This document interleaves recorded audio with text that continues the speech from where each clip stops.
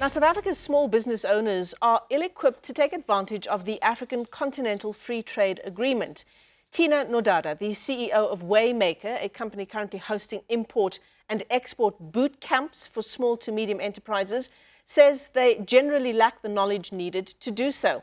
Now, he says the lack of information on how to export their goods, coupled with an inward-looking tendency, could see them lose out on a chance to enter the global market. The African Continental Free Trade Agreement came into effect this year and is expected to connect Africa's 1.2 billion population with a market value of some $6 trillion by 2030. Thina Nododa joins us now from Johannesburg via our video link. Thina, thanks very much for your time this morning on the AM report. I mean, effectively what Waymaker is urging SMMEs to do is to think more globally. And are they failing on that score? Yeah, good morning. Thank you for having me. I think it's not so much that they're failing to do so. I think there's just a very little exposure to what global trade is and what it means. So there's a lack of understanding and knowing what processes need to be followed in order to maximize on global trade. Simple things like the logistics and what the role of customs plays in all your exports and imports, the relevance of duties and VAT, all of those things are quite key to the success and being able to actually be part of global trade. And the sad reality is that majority of small business owners in South Africa really are not aware of these processes and what they mean. I would go as far as even saying, if you look at the Africa Continental Free Trade Area, majority of small business owners in South Africa, small, medium-sized business owners in South Africa, don't truly understand what it means and what it's designed for. And it's quite key that they understand this, because the Africa Continental Free Trade Area will only be successful if you have the full engagement of SMMEs. It's no longer just big business that needs to be looking at global trade. SMMEs need to be getting into it. And yeah, so there's, the Africa Continental Free Trade Area is just one. It's the new one that's come in, and yes, it connects the whole of Africa. So it really is a big deal. It's the biggest trade block that you get in the world with the Africa Continental Free Trade Area. Yeah. But it's very important for us to remember that you still have your SADCs that already have been in place. So that's really where the space is now. And I don't know, maybe you would like me to give a brief explanation of what it actually means, the Africa Continental Free Trade Area for SMMEs? Yeah, I think definitely for those who are in the sphere of SMMEs, that would be valuable. Yeah, so in essence, in layman's terms, to give it your very short description, the Africa Continental Free Trade Area is a trade agreement. And what it has now done is Africa currently trades about 15% of all Africa's trade amongst each other, which is a very, very low rate. Now, with the introduction of the Africa Continental Free Trade Area, it's designed to have preferential trade terms with all countries. So what you would have paid, say, 30% duties to get into Malawi or Tanzania, you'll now most likely find it to be duty free, which means that the cost of trading with other African countries has been brought down quite significantly. And this has forced businesses to reanalyze their supply chains and their solutions within, because if you are sourcing from, let's say, an example, Australia, and there's potentially you could be sourcing the same product from Kenya. And now, because of the Africa Continental Free Trade Area, what was 30% duties to bring in before is now 0% duties, which makes a massive difference, especially when we're dealing in exports and imports, because it's usually in bulk, it's usually high volume. So people are paying, if you're paying 5 million rands for stock, and you get told that you're going to be charged 30% duties, or you're going to be charged 0% duties, it makes a big difference to your cash flow. Yeah, absolutely. And it would be a lost opportunity for owners of SMMEs, because at the moment, would you agree that SMMEs are trading not for export, but just trying to get their businesses off the ground on home soil? Yeah, they're focusing very much on home soil. What you do tend to find was there is a tendency people would actually like going to China and buying clothing items and then bringing them back to South Africa and reselling them here. That happens, but that's not really what we're sort of what will benefit our country. What we need to be doing is looking at exports, because that's what benefits our economy and grows our GDP. The tendency to fly out to China and buy clothing and bring it back it's fine, but that's still the inward looking mentality, because they're getting product from outside and bringing it into South Africa so that they can resell it to South Africans. And I'm not saying this is a bad thing, but it's not the solution. It's not what global trade is shaped for. When countries and businesses go into global trade, they do it for growth purposes. And to get that growth, we need to be exporting. So it's still, the SMEs still have a very inward looking, let me trade, I trade with my community. There's nothing in them that says, how would my product do in Botswana? How would my product do in Lesotho? And these countries are literally just across the border from us. So that's really the space that we find the SMEs to be in. What we do find is that when we do engage with business owners, they're quite excited, they're quite keen on the whole process, but you still need to hold their hand and walk them through it. And that's why we run these boot camps, because it's important.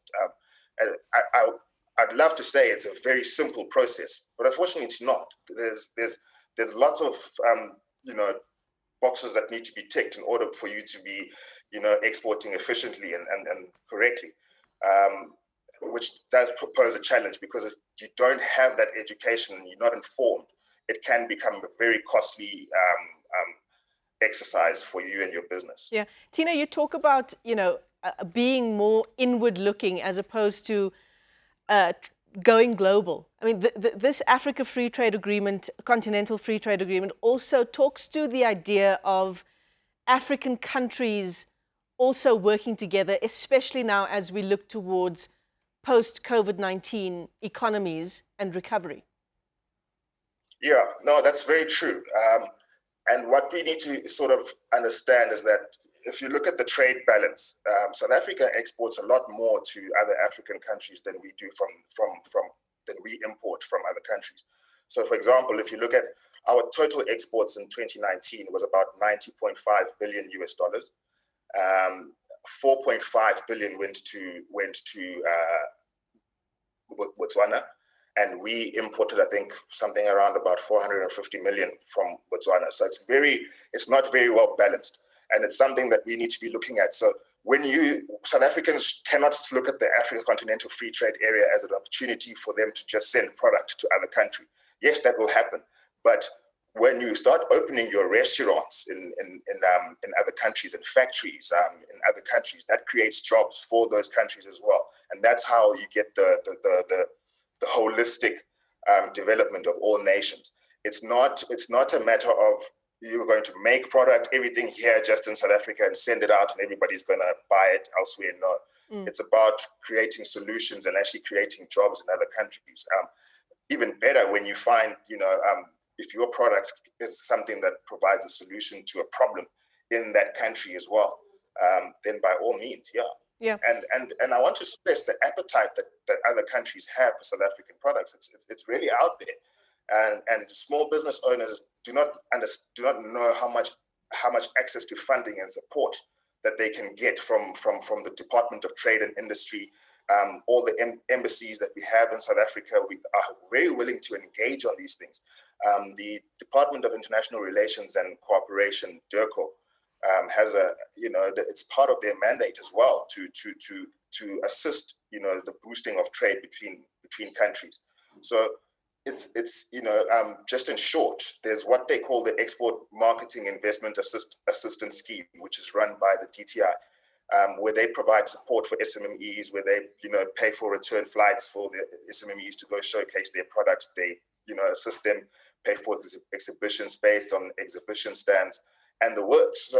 So we in South Africa are quite privileged to have that level of support. I don't think many other African countries get to enjoy that, but we're not maximizing on it. And look, I mean, I think in due time it will, but the time to think about the Africa Continental and to think globally has definitely come for South African small and medium-sized businesses. The time has come now. I mentioned you already had SADC, you have your AGOA, the Africa Growth Opportunity Act. There's many trade agreements that we have, even with the European Union. We don't know, and we don't maximize on them. And it's time, the time has really come. I mean, it sounds like what you're saying is a lack of information from owners of small to medium-sized enterprises. In terms of the things that Waymaker is doing, I'm thinking about the import and export boot camps that you're holding for SMEs. If I'm a business owner and I'd like to get involved and I'd like more information of how I can look outside of South Africa and go global, how do I get in touch with you and what can I expect? Okay, great. So really the boot camps are designed to assist you identify your market. So you're sitting here in South Africa and you are producing, let's say you're doing onions and tomatoes. How do you then know which market is yours? So the International Trade Council and the World Trade Organization takes statistics based on tariff codes of every single item that is exported and imported through different countries. So by using those statistics, we are able to show you that these are the countries that are currently importing product from South Africa. These are the countries that we have bilateral agreements with, and this is the trend. So has it been on the rise? So we are able to see which countries are on the rise, which ones are stable, which ones are going down, and then allows a small business owner to then make an informed decision as to which country they would want to start off with. And there's various things we need to consider, such as even small things like language. If you're going into a country where you can't speak the language, it just makes things a little bit more difficult for you. But yeah, so we do that.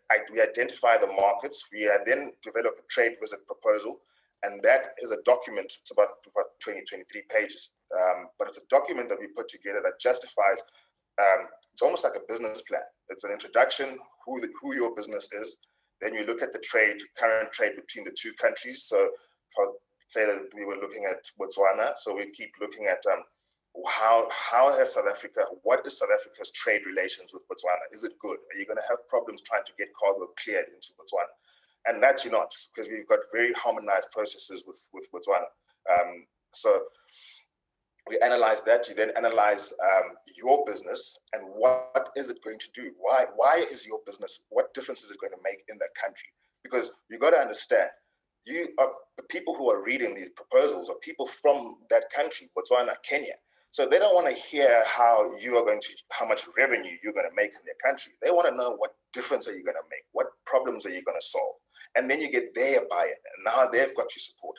And then you've got, you're able to set up your meetings with the relevant stakeholders, be it government, private sector, and whoever it may be. It really depends on your industry and what you're seeking to do in that country. That sounds incredible. Very, very quickly, how do we get hold of you? Okay, so our email is, they can email us at info@waymaker.co.za. Okay. Our offices are in Rivonia, but we are all working from home at the moment. So you can contact our office assistants, Natasha, on 066 098 3538.